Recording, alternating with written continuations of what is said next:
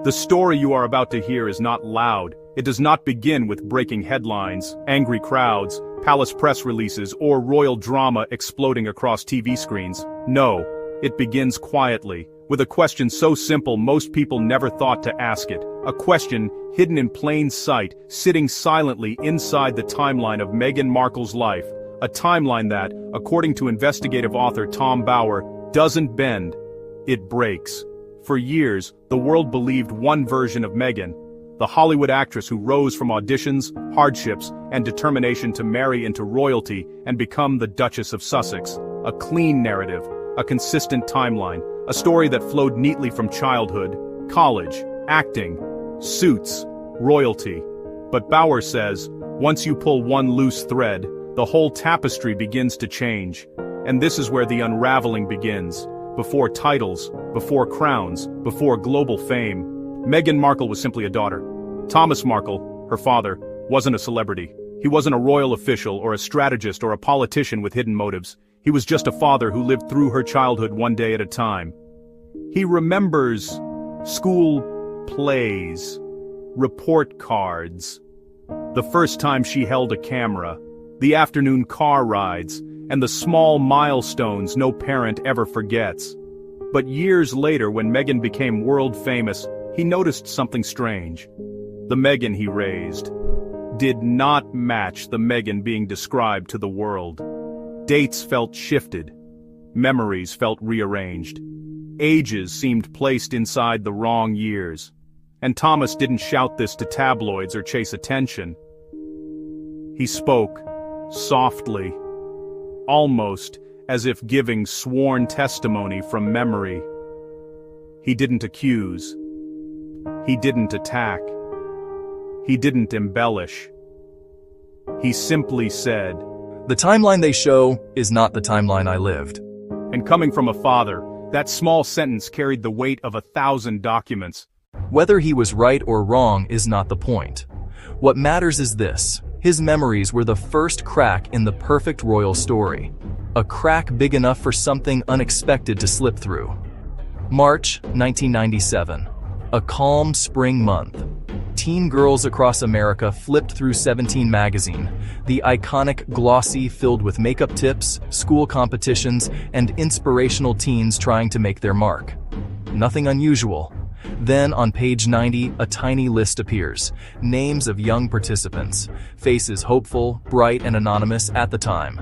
And one line stands out. Meghan Markle. Age 21, not 15, not 16. Not a typo that said 12 instead of 21.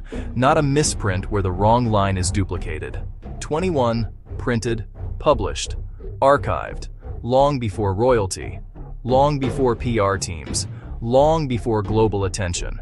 If accurate, this single sentence would shift her birth year by around 5 to 6 years, instantly rewriting her school timeline, her graduation year, her early career timeline, her Hollywood entry age, her marriage age, her pregnancy category, her public narrative. Again, this does not prove anything. But the existence of the magazine created a contradiction. A contradiction that refuses to disappear.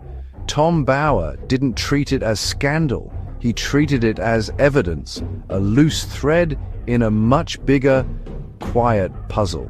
And once this thread was pulled, the timeline began to shift again.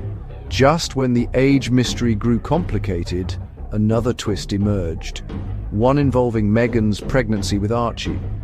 According to Bower, the official birth story wasn't just polished, it was too polished.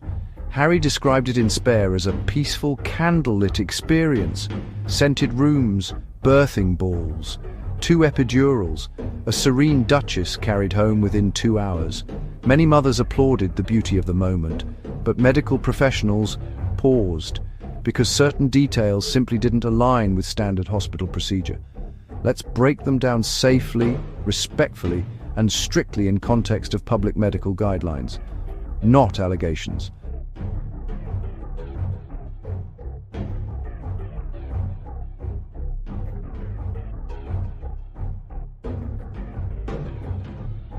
One, the 2 epidurals detail.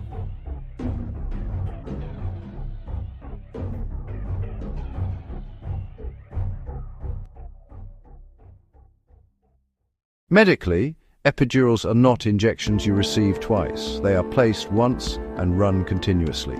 Getting 2 separate epidurals within hours is unusual and medically improbable. 2. The 2-hour hospital exit.